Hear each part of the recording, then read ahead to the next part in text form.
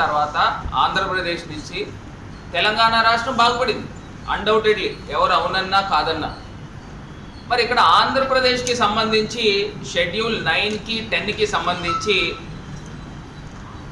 100 ఆస్తుల పైనే నాకు తెలిసి, correct me if I'm wrong, పైనే ఇవన్నీ కూడా ఆంధ్రప్రదేశ్కి రావాల్సింది ఉంది. దాని విలువ చూస్తే సుమారుగా 1,50,000 కోట్లు పైమాటే. ఇది కాకుండా ఢిల్లీకి సంబంధించి, ఆంధ్ర భవన్కి సంబంధించి అక్కడ కూడా కొన్ని వేల కోట్ల రూపాయల ఆస్తులకు సంబంధించి ఇంకా విభజన జరగల.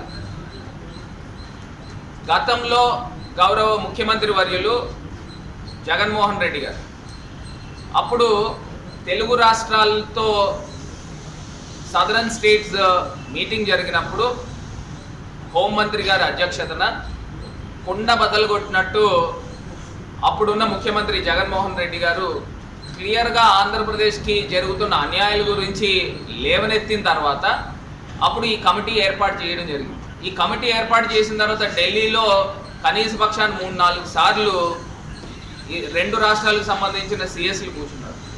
ఇది మర్చిపోబాకండి ఈ సందర్భంగా తెలియపరుస్తుంది.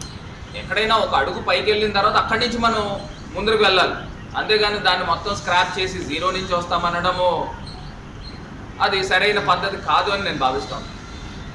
ఇది కాకుండా నిన్న ఒకటి ఆశ్చర్యపరిచిన విషయం ఏమిటంటే, తెలంగాణకి సంబంధించి ఉప ముఖ్యమంత్రి వర్యులు బట్టి విక్రమార్క గారు వచ్చారు.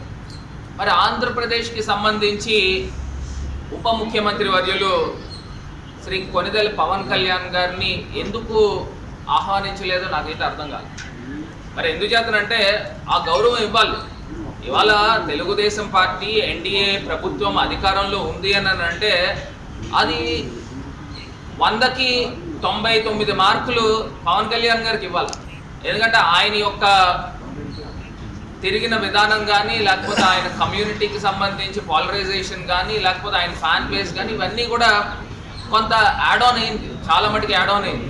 మరి ఆయన్ని నెగ్లెక్ట్ చేసి నిన్న మీటింగ్ జరిగింది. ఇది ఎందుకంటే మొత్తము ప్రపంచవ్యాప్తంగా ఉన్న తెలుగు వారందరూ కూడా ఈ మీటింగ్ యొక్క సారాంశం గురించి వెయిట్ చేశారు. మరి అక్కడ ఏమీ కనబడలే. మరి కనీసము కొంత ఫేస్ వాల్యూ ఉన్న పవన్ కళ్యాణ్ గారిని కూడా తీసుకుని వెళ్తే దానికి ఇంకా యాడ్ ఆన్ వాల్యూ వచ్చి ఉండేదనేది నా తాలూకా అభిప్రాయం. తర్వాత ఆంధ్రప్రదేశ్ నుంచి తెలంగాణ రాష్ట్రం బాగుపడింది అన్డౌటెడ్లీ, ఎవరు అవునన్నా కాదన్నా. మరి ఇక్కడ ఆంధ్రప్రదేశ్కి సంబంధించి షెడ్యూల్ 9కి 10కి సంబంధించి